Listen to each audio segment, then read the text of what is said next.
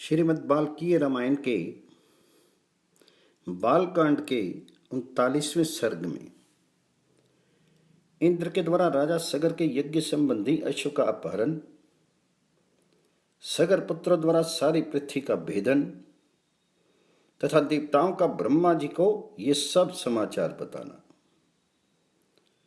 विश्वामित्र जी की कही हुई कथा सुनकर श्री रामचंद्र जी बड़े प्रसन्न हुए। उन्होंने कथा के अंत में अग्नि तुल्य तेजस्वी विश्वामित्र मुनि से कहा, ब्राह्मण, आपका कल्याण हो। मैं इस कथा को विस्तार के साथ सुनना चाहता हूं। मेरे पूर्वज महाराज सगर ने किस प्रकार यज्ञ किया था।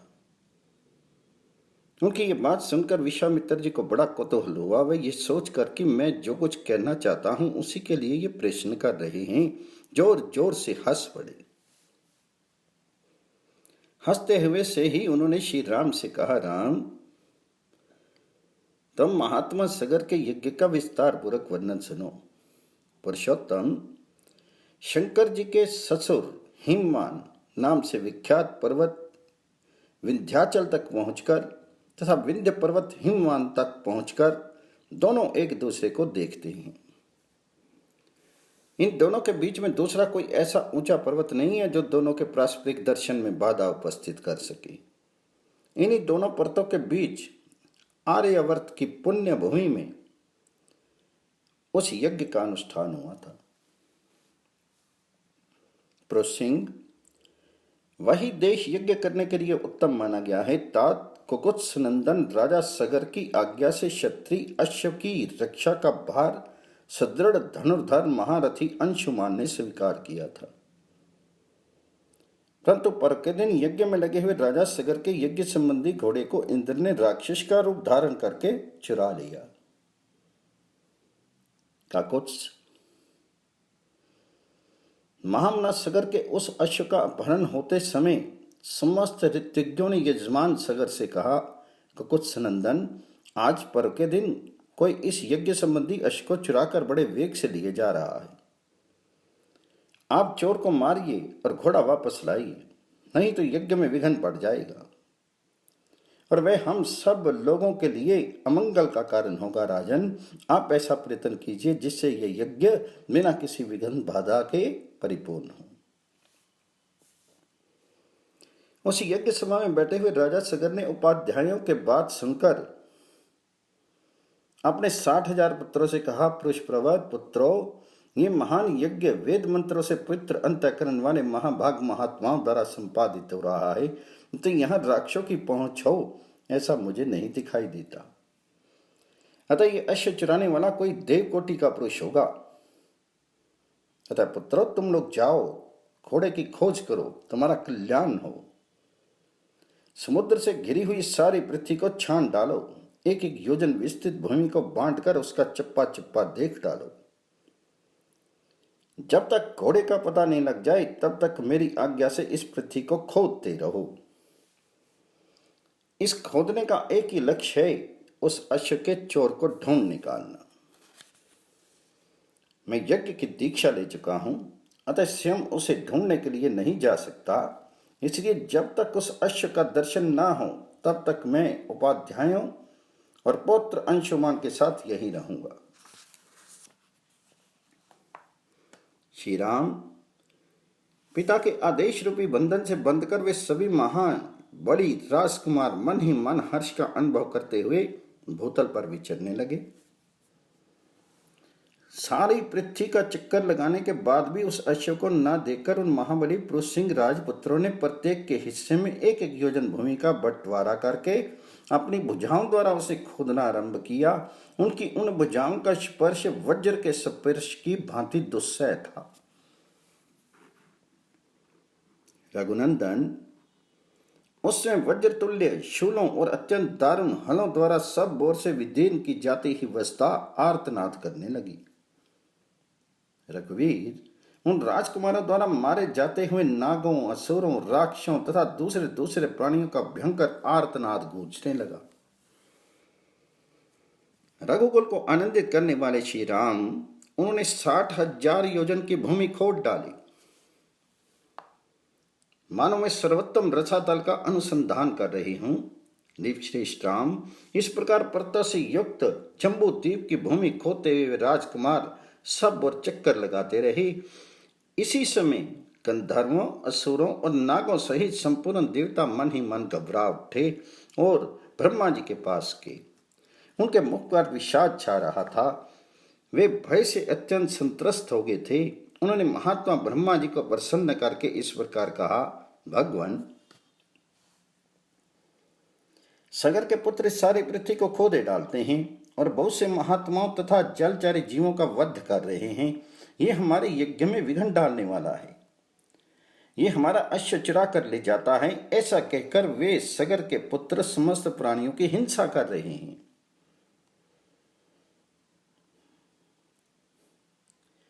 40वें सर्ग में देवताओं की बात सुनकर भगवान ब्रह्मा जी ने कितने ही प्राणियों का अंत करने वाले सगर पुत्रों के बल से मोहित एवं भयभीत हुए उन देवताओं से इस प्रकार कहा, देवगण, यह सारी पृथ्वी जिन भगवान वसुदेव की वस्तु है तथा जिन भगवान लक्ष्मीपति की ये रानी है, वही सर्वशक्तिमान भगवान श्री हरि कपिल मुनि का रूप धारण करके निरंतर इस पृथ्वी को धारण करते हैं।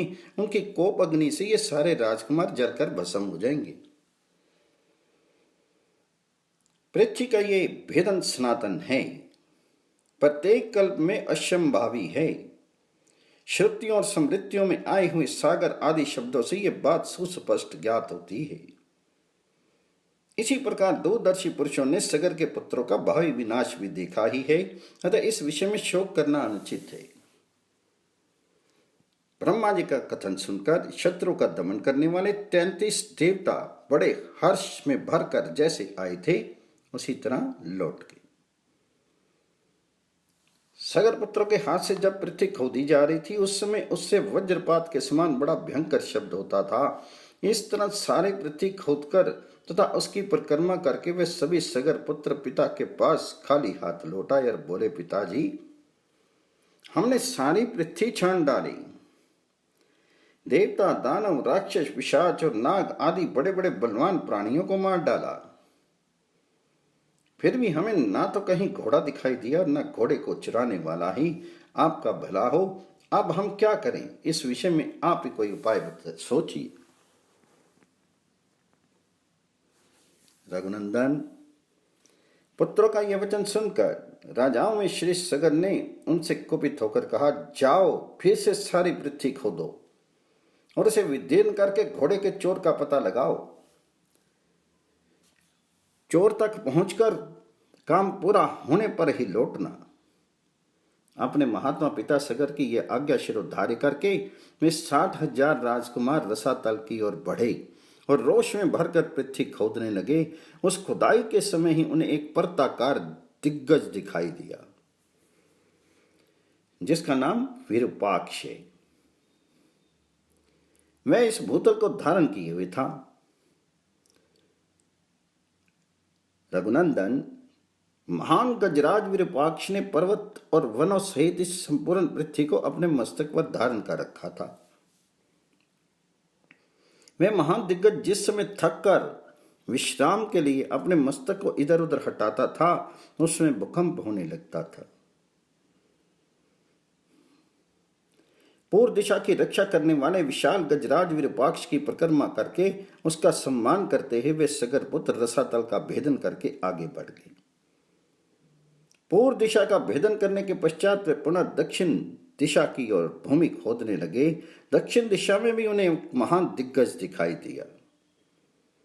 उसका नाम था महापदम। महान पर्वत के समान ऊंचा व विशालकाय गजराज अपने मस्तक पर पृथ्वी को धारण करता था। उसे देखकर उन राजकुमारों को बड़ा विस्मय हुआ। महात्मा सगर के वे 60,000 पुत्र उस दिग्गज की परिक्रमा करके पश्चिम दिशा की और भूमि का भेदन करने लगे। पश्चिम दिशा में भी उन महाबली सगर पुत्रों ने महान पर्वताकार दिग्गज सोमनस का दर्शन किया। उसकी परिक्रमा करके उसका कुशल समाचार पूछकर वे सभी राजकुमार भूमि खोदते हुए उत्तर दिशा में जा पहुंचे। उत्तर दिशा में उन्हें हिम के समान श्वेतभद्र नामक दिग्गज दिखाई दिया जो अपने कल्याण में शीर से इस पृथ्वी को धारण किए हुए था। उसका कुशल समाचार पूछकर राजा सगर के वे सभी 60,000 पुत्र उसकी परिक्रमा करने के पश्चात भूमि खोदने के काम में जुट गए। तदंतर सुविख्यात पूर्वोत्तर दिशा में जाकर उन सगर कुमारों ने एक साथ होकर रोषपूर्वक पृथ्वी को खोदना आरंभ किया। इस बार उन सभी महामना, महाबली और भयानक वेगशाली राजकुमारों ने वहां सनातन वसुदेव स्वरूप भगवान कपिल को देखा। राजा सगर के यज्ञ का वह घोड़ा भी भगवान कपिल के पास ही चल रहा था। रघुनंदन, उसे देखकर उन सबको अनुपम हर्ष प्राप्त हो गया। भगवान कपिल को अपने यज्ञ में विघ्न डालने वाला जानकर उनकी आंखें क्रोध से लाल हो गई। उन्होंने अपने हाथों में खंती, हल और नाना प्रकार के वृक्ष एवं पत्थरों के टुकड़े ले रखे थे। वे अत्यंत रोष में भरकर उनकी ओर दौड़े और बोले, अरे खड़ा रहे, खड़ा रहे, तू ही हमारे यज्ञ के घोड़े को यहाँ चुरा लाया है दुर्बुद्धि। अब हम आगे तो समझ ले, हम महाराज सगर के पुत्र हैं। उनकी बात सुनकर भगवान कपिल को बड़ा रोष हुआ और उस रोष की आवाज में ही उनके मुंह से एक हुंकार निकल पड़ा।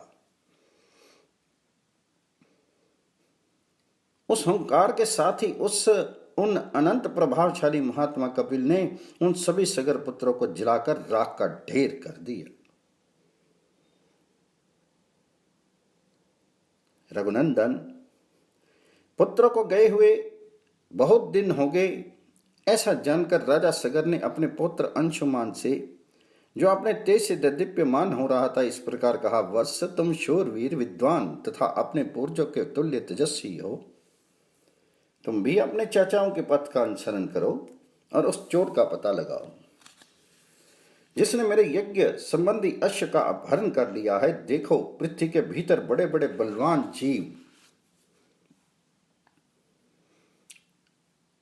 रहते हैं, अतः उनसे टक्कर लेने के लिए तुम तलवार और धनुष भी लेते जाओ। जो वंदनीय पुरुष हो उन्हें प्रणाम करना और जो तुम्हारे मार्ग में विघ्न डालने वाला हो उसको मार डालना। ऐसे करते हुए सफल मनोरथ होकर लौटो और मेरे इस यज्ञ को पूर्ण कराओ। महात्मा सगर के ऐसा कहने पर शीघ्रतापूर्वक पराक्रम कर दिखाने वाला वीरवर अंशुमान धनुष और तलवार लेकर चल दिया। नरश्रेष्ठ, उनके महामनस्वी चाचाओं ने पृथ्वी के भीतर जो मार्ग बना दिया था, उसी पर वे राजा सगर से प्रेरित होकर गया। वहां उन महातेजस्वी वीर ने एक दिग्गज को देखा, जिसकी देवता, दानव, राक्षस, पिशाच, पक्षी और नाग सभी पूजा कर रहे थे। उसकी परिक्रमा करके कुशल मंगल पूछकर अंशुमान ने उस दिग्गज से अपने चाचाओं का समाचार तथा अश्व चुराने वाले का पता पूछा। उसका प्रश्न सुनकर परम बुद्धिमान दिग्गज ने इस प्रकार उत्तर दिया,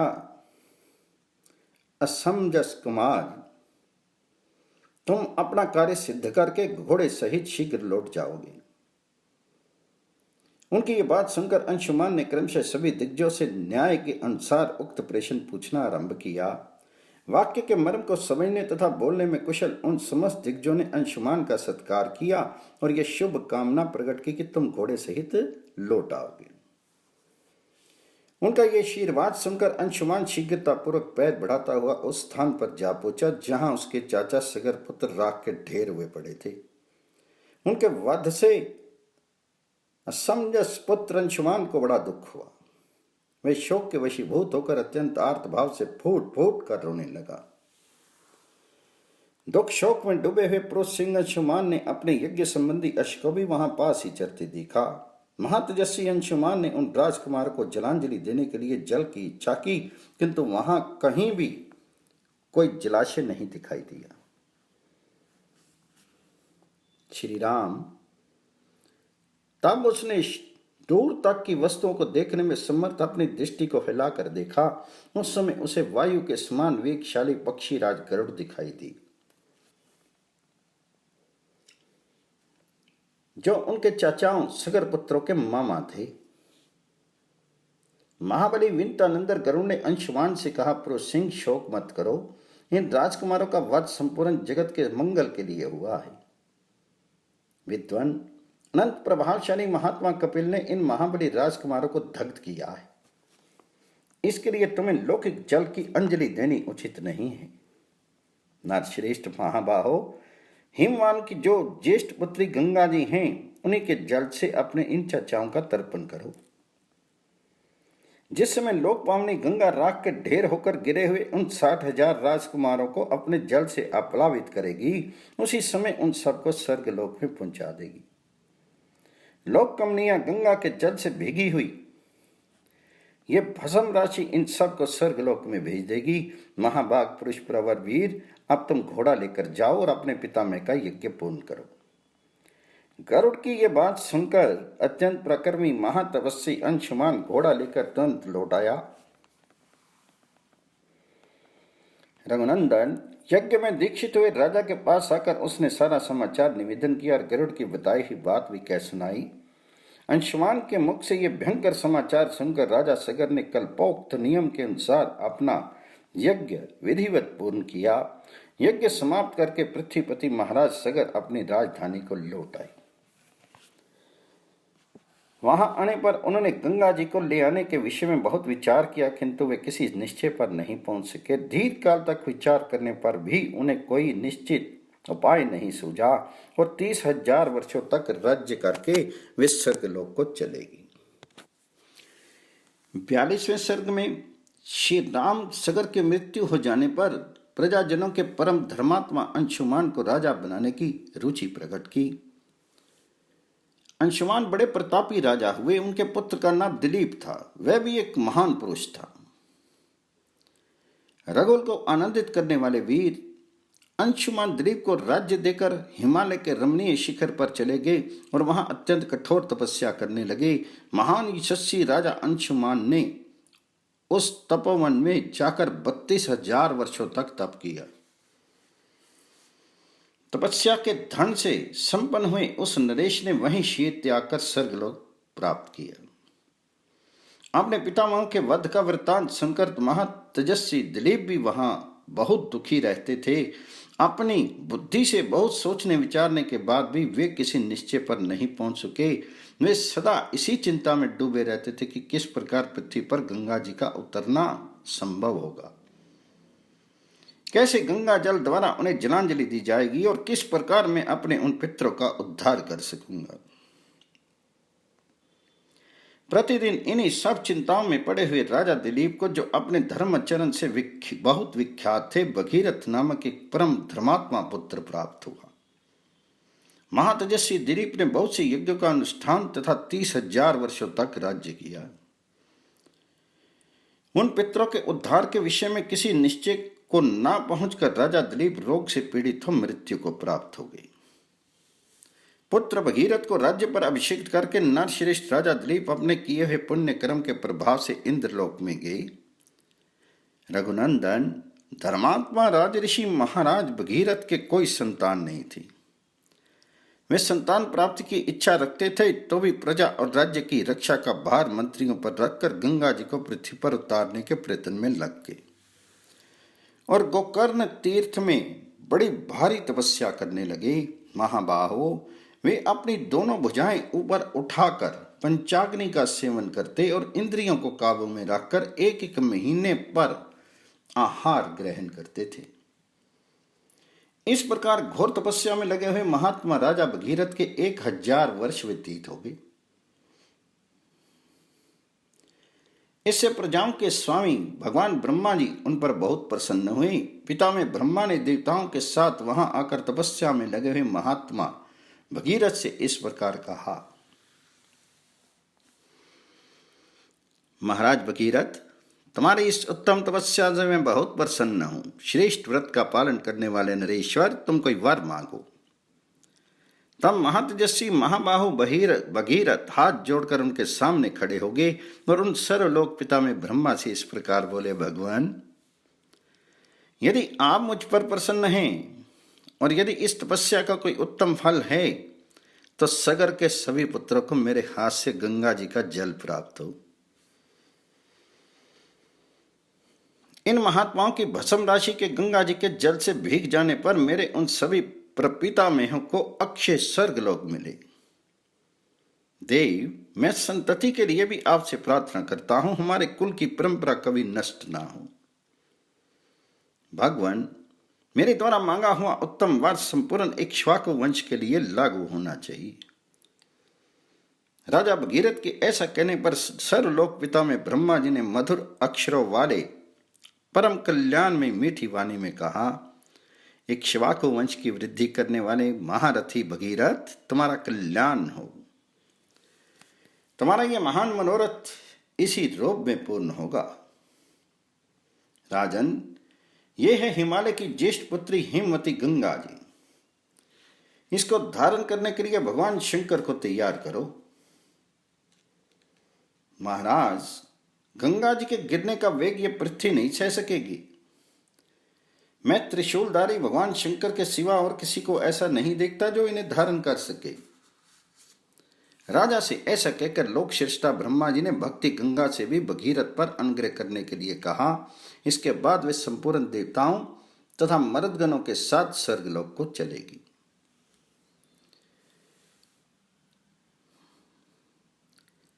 श्री राम, देवादिदेव ब्रह्मा जी के चले जाने पर राजा भगीरथ पृथ्वी पर केवल अंगूठे के अग्रभाग को टिकाए हुए खड़े होकर 1 वर्ष तक भगवान शंकर की उपासना में लगे रहे।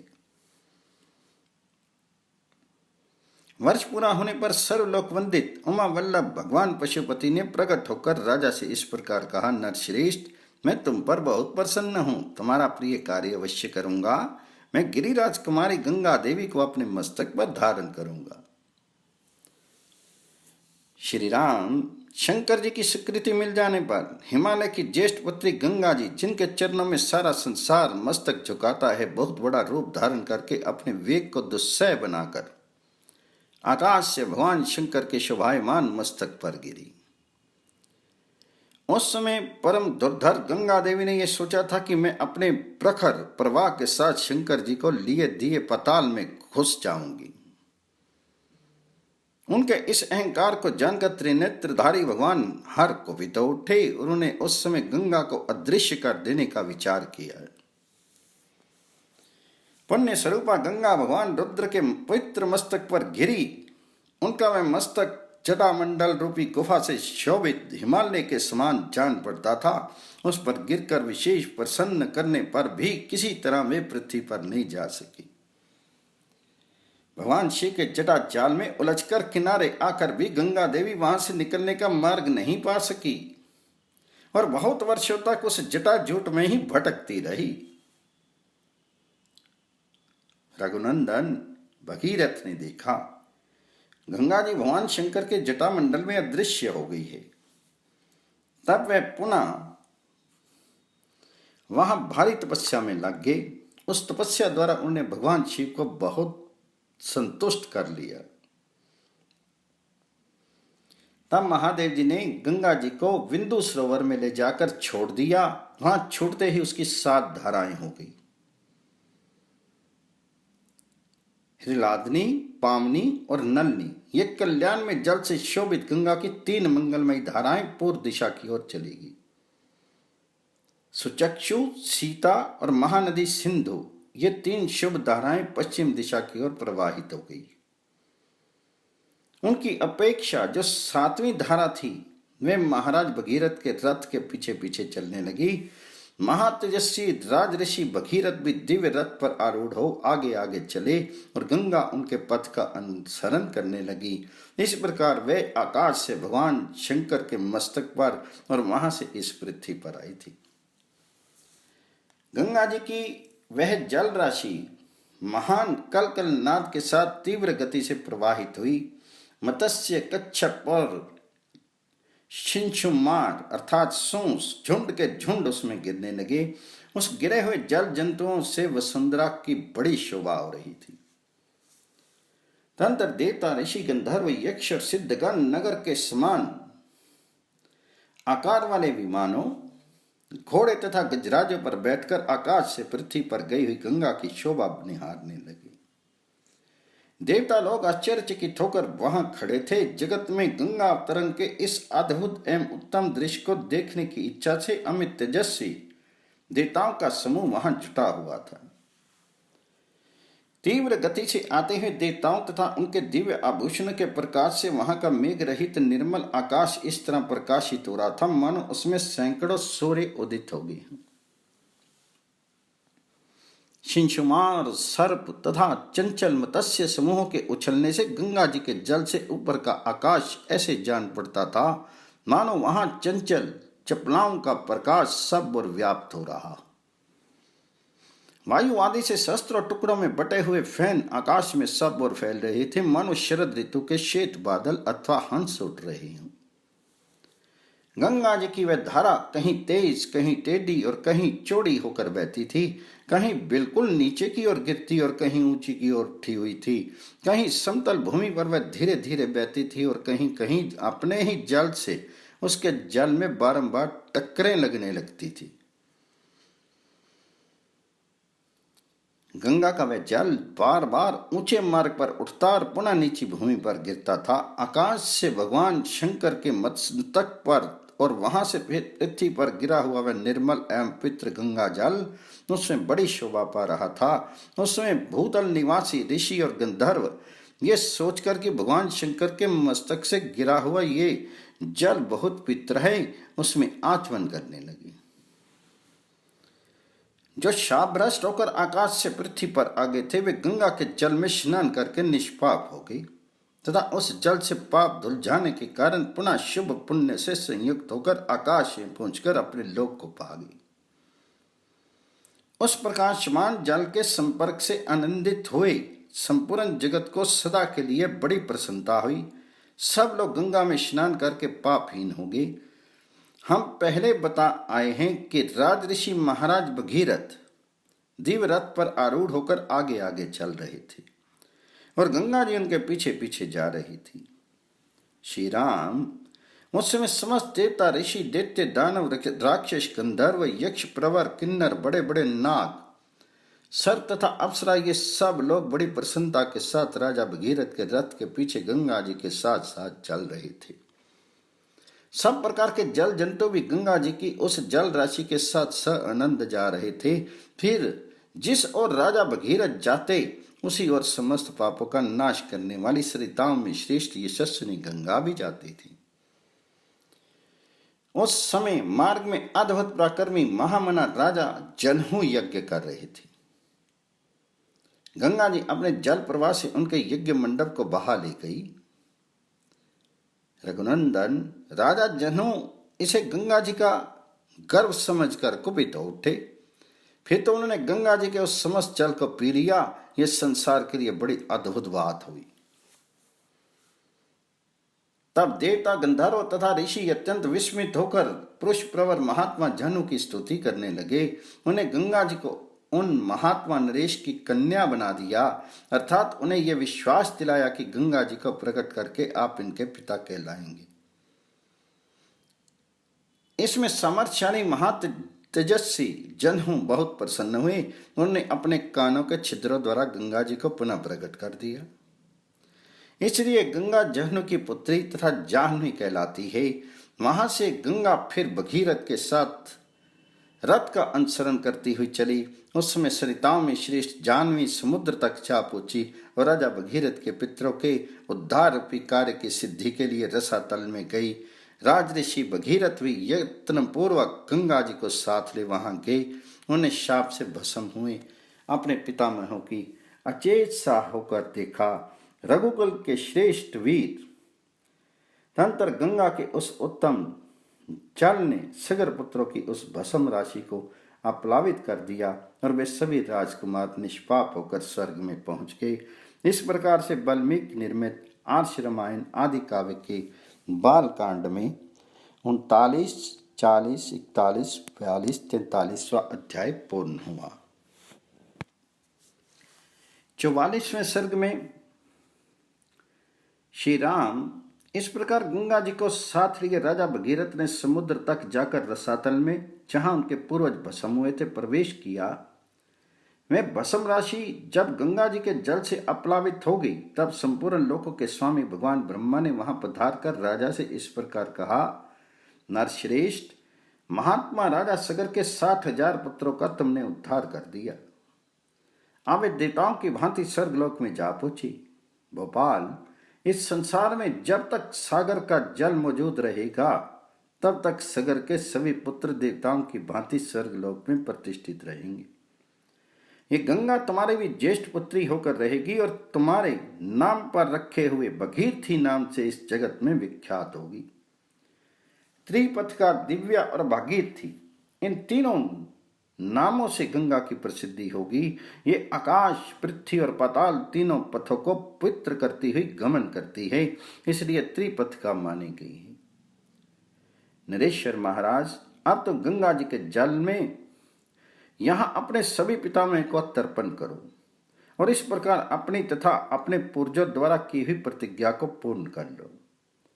राजन, तुम्हारे पूर्वज धर्माताओं में श्रेष्ठ महायशस्वी राजा सगर भी गंगा को यहां लाना चाहते थे, किंतु उनका ये मनोरथ नहीं पूर्ण हुआ। बस इसी प्रकार लोक में अप्रतिम प्रभावशाली, उत्तम गुण विशिष्ट, महर्षि तुल्य तेजस्वी, मेरे समान तपस्वी तथा क्षत्रिय धर्म प्रायण राजऋषि अंशुमान ने भी गंगा को यहाँ लाने की इच्छा की, परंतु वे इस पृथ्वी पर उन्हें लाने की प्रतिज्ञा पूर्ण नहीं कर सके। निष्पाप महाभाग, तुम्हारे अत्यंत तेजस्वी पिता दिलीप भी गंगा को यहाँ लाने की इच्छा करके भी इस कार्य में सफल नहीं हो सके।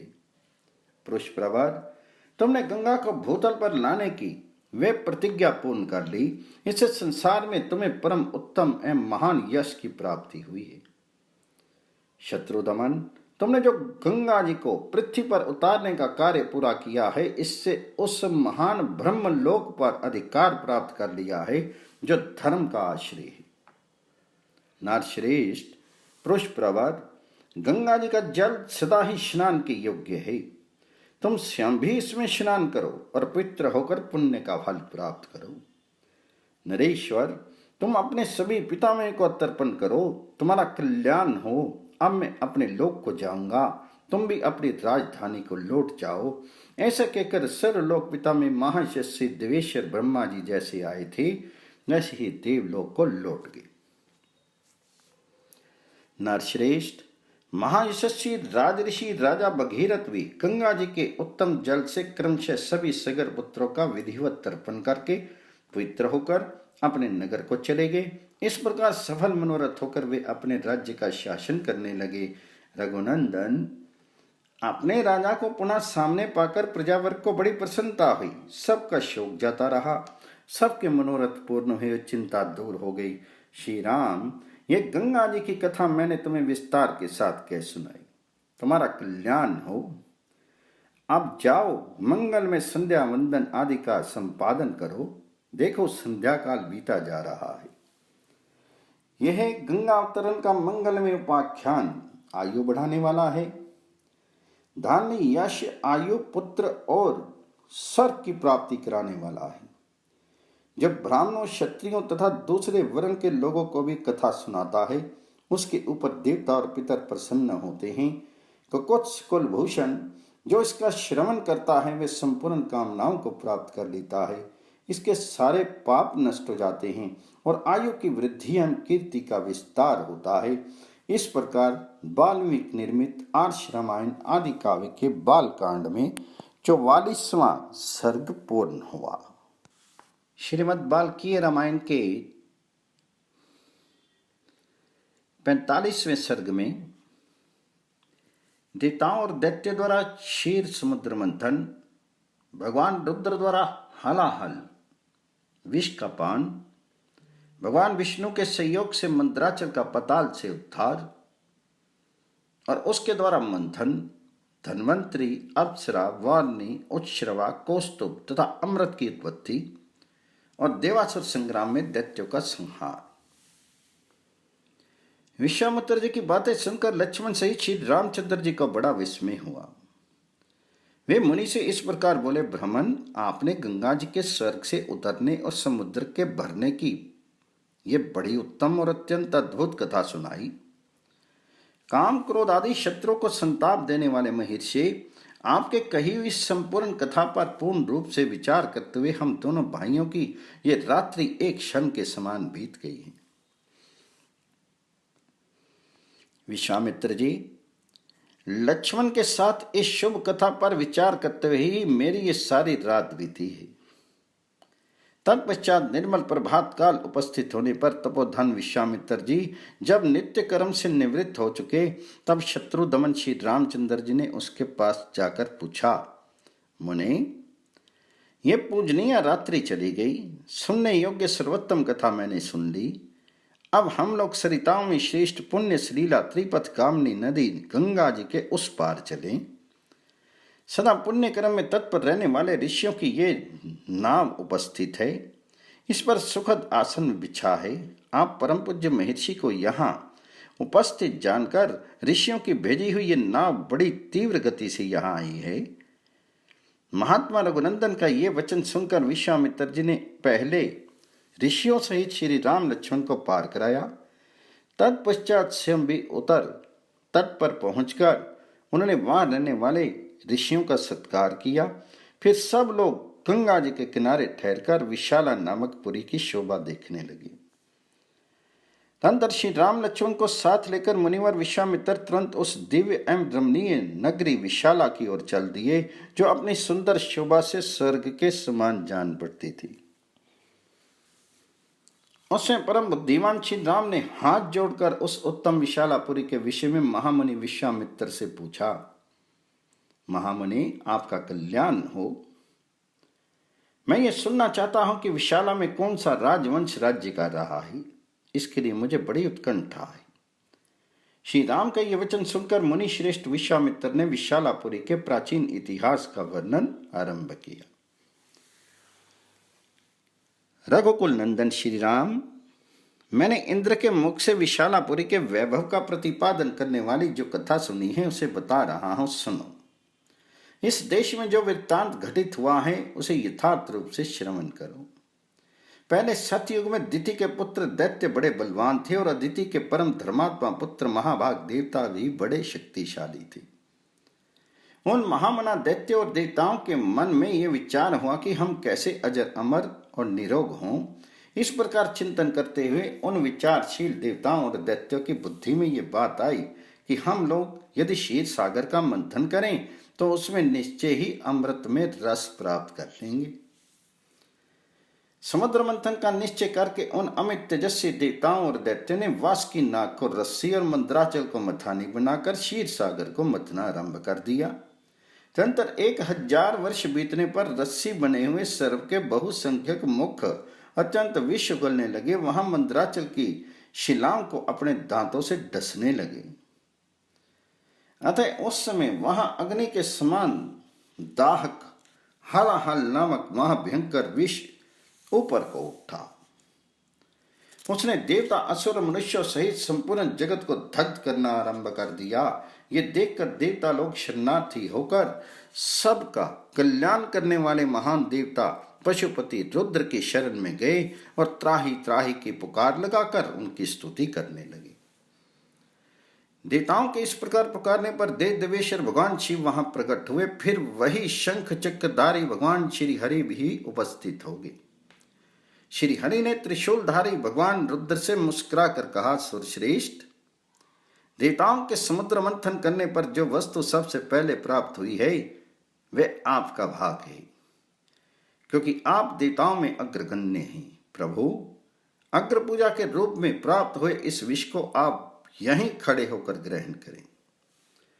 ऐसा कहकर देव शिरोमणि विष्णु वहीं अंतर ध्यान हो गए।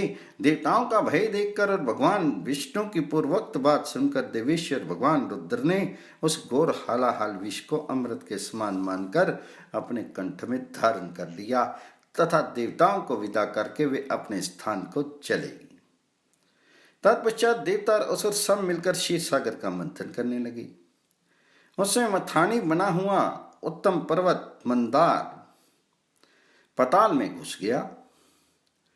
तब देवता और गंधर्व भगवान मधुसूदन की स्तुति करने लगे। महाबाहो, आप ही संपूर्ण प्राणियों की गति हैं, विशेषतः देवताओं के अवलंबन तो आप ही हैं। आप हमारी रक्षा करें और इस पर्वत को उठावें। ये सुनकर भगवान ऋषिकेश ने कच्छप का रूप धारण कर लिया और उस पर्वत को अपनी पीठ पर रखकर वह श्री हरि वहीं समुद्र के भीतर सो गए। फिर विश्वात्म पुरुषोत्तम भगवान केशव उस पर्वत शिखर को हाथ से पकड़कर देवताओं के बीच में खड़े होकर स्वयं भी समुद्र का मंथन करने लगे।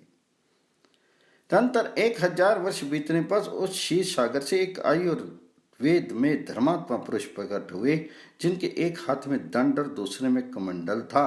उनका नाम धन्वंतरी था। उनके प्राकट्य के बाद सागर से सुंदर कांति वाली बहुत सी अप्सराएं प्रकट हुई।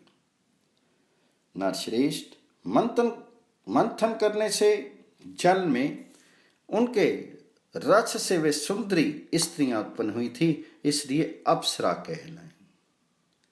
काकुत्स उन सुंदर कांति वाली अप्सराओं की संख्या 60 करोड़ थी, और जो उनकी परिचारिकाएं थी उनकी गणना नहीं की जा सकती। वे सब असंख्य थी। उन अप्सराओं को समस्त देवता दानव कोई भी अपनी पत्नी रूप से ग्रहण नहीं कर सके, इसलिए वे साधारणता सामान्य मानी गई।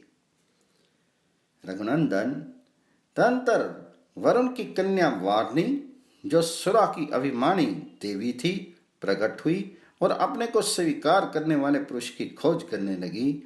वीर श्री राम, दैत्यों ने उस वरुण कन्या सुरा को नहीं ग्रहण किया, परंतु अदिति के पुत्रों ने इस अनिंद्य सुंदरी को ग्रहण कर लिया। सुरा से रहित होने के कारण ही दैत्य असुर कहलाई, और सुरा सेवन के कारण ही अदिति के पुत्रों की सुर संख्या हुई। वार्णी को ग्रहण करने से देवता लोग हर्ष से उत्फुल्ल एवं आनंद मग्न हो गए। नरश्रेष्ठ, तदनंतर घोड़ों में उत्तम उत्श्रवा, मणि रत्न कौस्तुभ तथा परम उत्तम अमृत का प्रकट्य हुआ। श्री राम, उस अमृत के लिए देवताओं और असुरों के कुल का महान संहार हुआ। अदिति के पुत्र दिति के पुत्रों के साथ युद्ध करने लगे। समस्त असुर राक्षसों के साथ मिलकर एक हो गई। वीर देवताओं के साथ उनका महाघोर संग्राम होने लगा, जो तीनों लोगों को मोह में डालने वाला था। जब देवताओं और असुरों का वे सारा समूह क्षीण हो चला, तब महाबली भगवान विष्णु ने मोहिनी माया का आश्रय लेकर तुरंत ही अमृत का अपहरण कर लिया। जो दैत्य बलपूर्वक अमृत छीन लाने के लिए अविनाशी पुरुषोत्तम भगवान विष्णु के सामने गए, उन्हें प्रभावशाली भगवान विष्णु ने उस समय युद्ध में पीस डाला।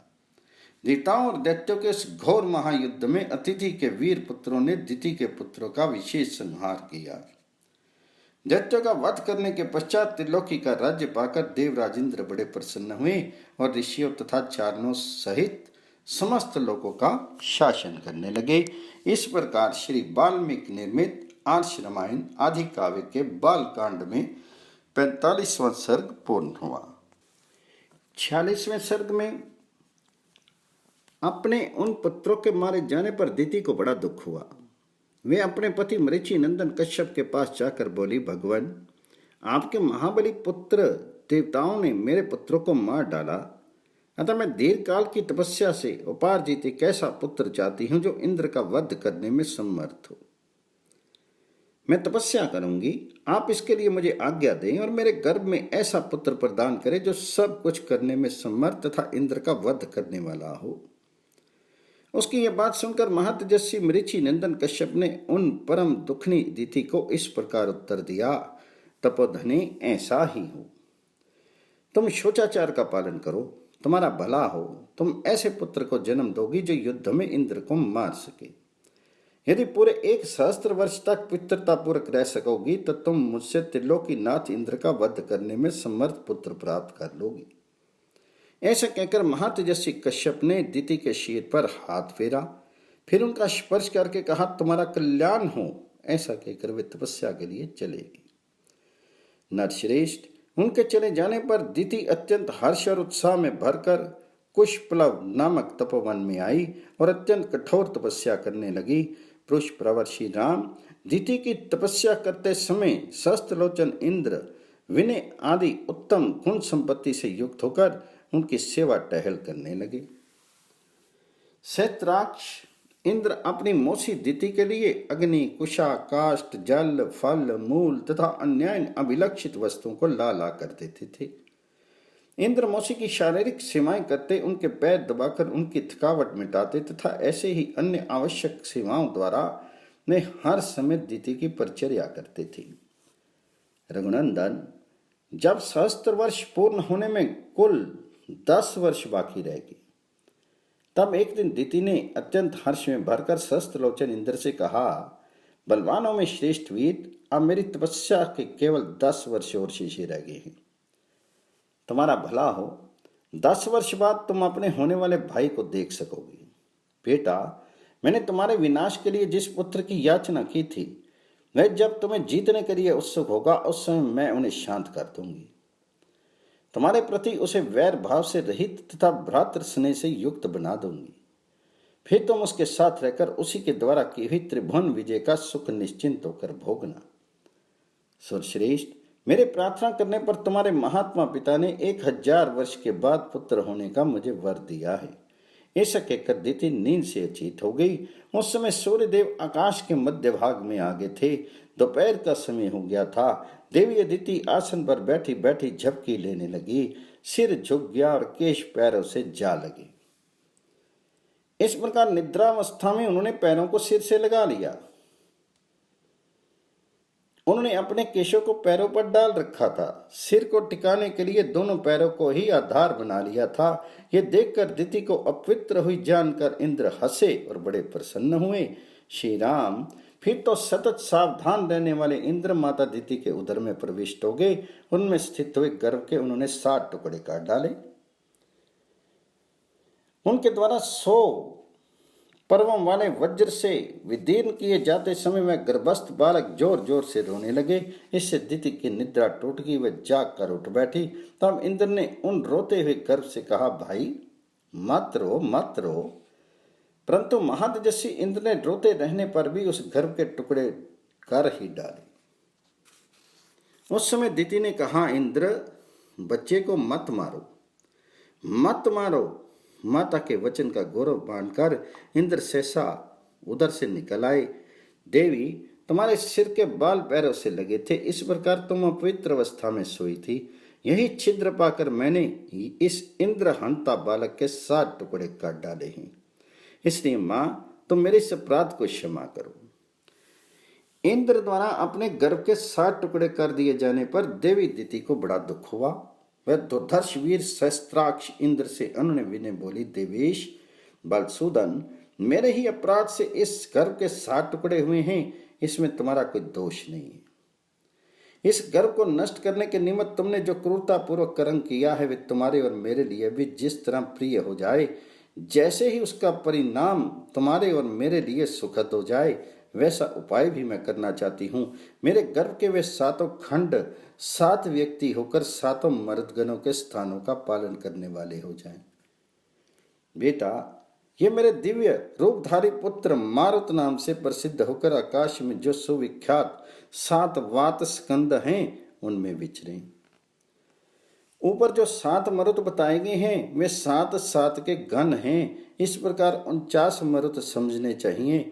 इनसे जो प्रथम गण है, वह ब्रह्मलोक में विचरे, दूसरा इंद्रलोक में विचरे, तीसरा महायशस्वी मरुदगण दिव्य वायु के नाम से विख्यात हो, अंतरिक्ष में बहा करे। सुरश्रेष्ठ, तुम्हारा कल्याण हो। मेरे शेष 4 पुत्रों का गण तुम्हारी आज्ञा से समय के अनुसार संपूर्ण दिशाओं में संचरण करेगा। तुम्हारे ही रखे हुए नाम से तुमने जो माँ रुद्र कहकर उन्हें रोने से मना किया था, उसी माँ रुद्र इस वाक्य से वे सब के सब मारुत कहलाएंगे। मारुत नाम से ही उनकी प्रसिद्धि होगी। दीदी का ये वचन सुनकर बालदत्त को मारने वाले सहस्त्राक्ष इंद्र ने हाथ जोड़कर ये बात कही, माँ, तुम्हारा कल्याण हो। तुमने जैसा कहा है वे सब वैसा ही होगा, इसमें संशय नहीं है। तुम्हारे वे पुत्र देव रूप होकर विचरेंगे। श्री राम उस तपोवन में ऐसा निश्चय करके वे दोनों माता पुत्र दिति और इंद्र कृतकृत्य होकर स्वर्गलोक के चले गए। ऐसा हमने सुन रखा है। काकोत्स, यही वह देश है जहां पूर्व काल में रहकर देवराज इंद्र ने तप सिद्ध दिति को परिचर्या की थी। पुरुष सिंह, पूर्व काल में महाराज इक्ष्वाकु के एक परम धर्मात्मा पुत्र थे जो विशाला नाम से प्रसिद्ध हुए। उनका जन्म अलम्बुशा के गर्भ से हुआ था। उन्होंने इस स्थान पर विशाला नाम की पुरी बसाई थी। श्री राम विशाल के पुत्र का नाम था हेमचंद्र, जो बड़े बलवान थे। हेमचंद्र के पुत्र सुचंद्र नाम से विख्यात हुए। श्री रामचंद्र सुचेंद्र के पुत्र धूम्राश्व और धूम्राश्व के पुत्र संजय हुए। संजय के प्रतापी पुत्र सहदेव हुए। सहदेव के परम धर्मात्मा पुत्र का नाम कुशाश्व था। कुशाश्व के महतजसी पुत्र प्रतापी सोमदत्त हुए और सोमदत्त के पुत्र काकुत्स नाम से विख्यात हुए। काकुत्स के महतजसी पुत्र सुमति नाम से प्रसिद्ध हैं, जो परम कांतिमान एवं दुर्जय वीर हैं। वे ही इस समय इस पुरी में निवास करते हैं। महाराज इक्ष्वाकु के प्रसाद से विशाला के सभी नरेश दीर्घायु, महात्मा, पराक्रमी और परम धार्मिक होते आए हैं। नरश्रेष्ठ, आज एक रात हम लोग यहीं सुखपूर्वक शयन करेंगे। फिर कल प्रातःकाल यहाँ से चलकर तुम मिथिला में राजा जनक का दर्शन करोगे।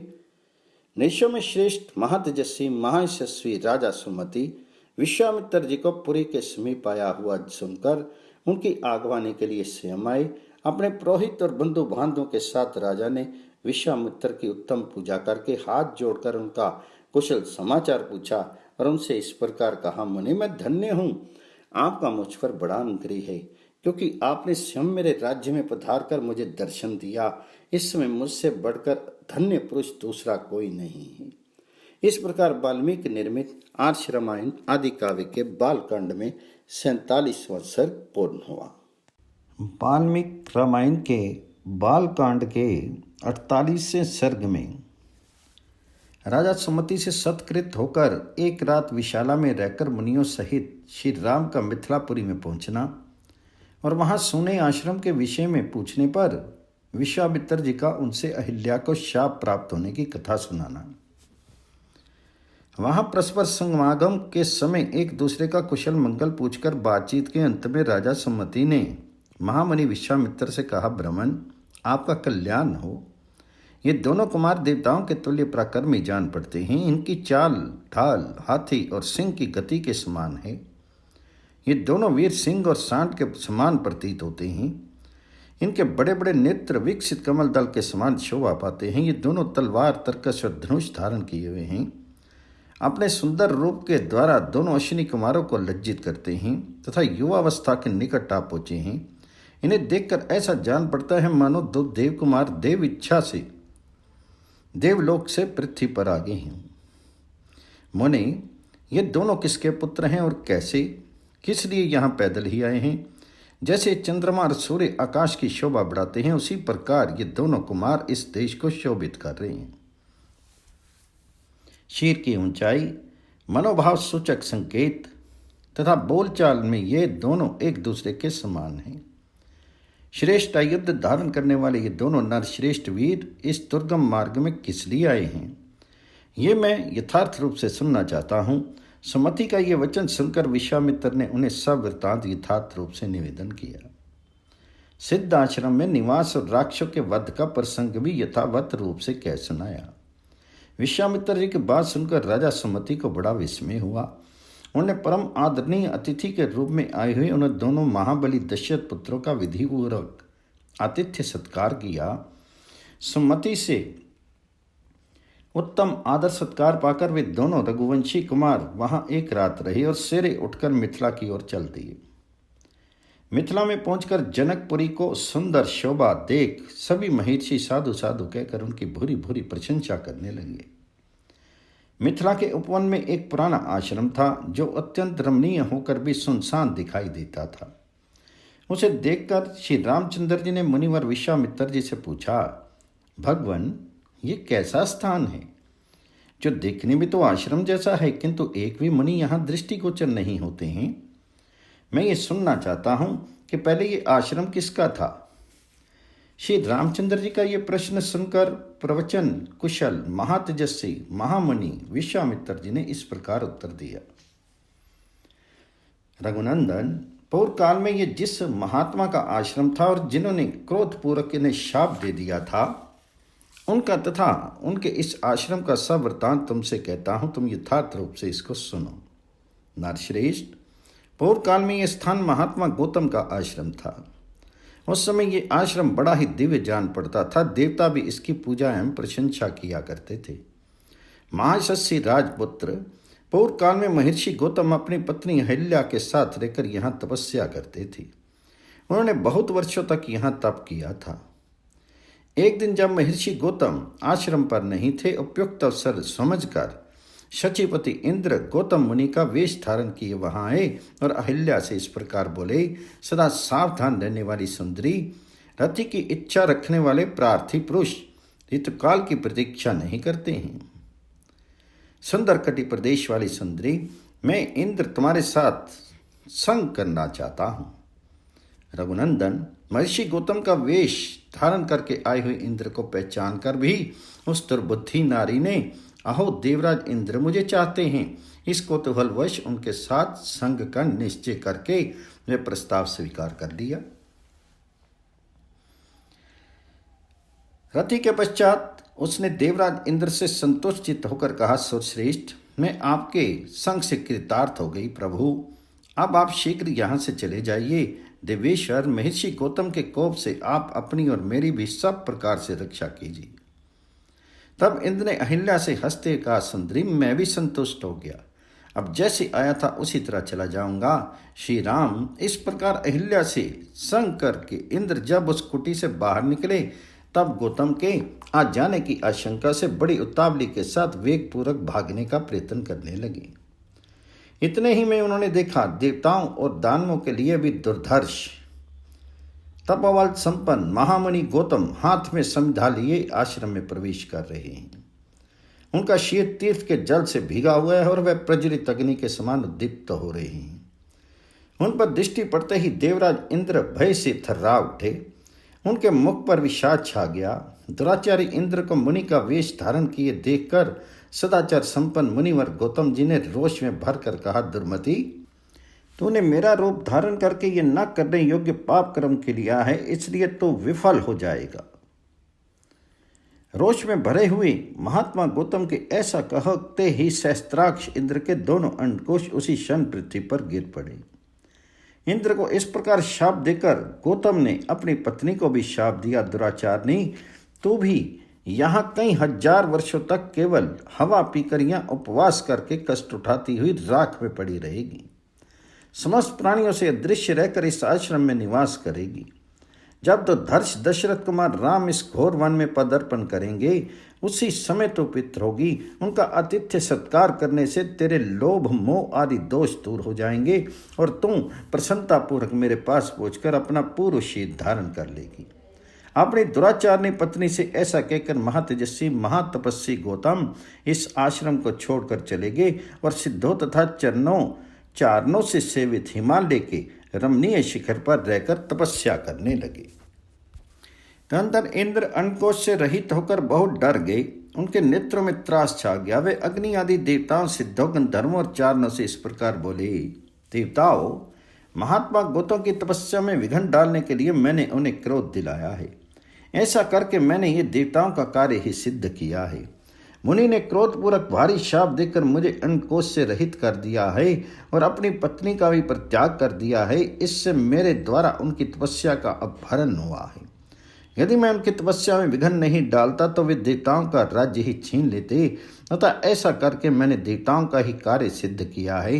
इसलिए श्रेष्ठ देवताओं, तुम सब लोग ऋषि समुदाय और चारणगण मिलकर मुझे अंडकोश से युक्त करने का प्रयत्न करो। इंद्र का ये वचन सुनकर मरुद गणों सहित अग्नि आदि समस्त देवता, कव्य वाहन आदि पितृ देवताओं के पास जाकर बोले, पितृगण, ये आपका भेड़ा अंडकोश से युक्त है और इंद्र अंडकोश रहित कर दिए गए हैं। अतः इस भेड़े के दोनों अंडकोशों को लेकर आप शीघ्र ही इंद्र को अर्पित कर दें।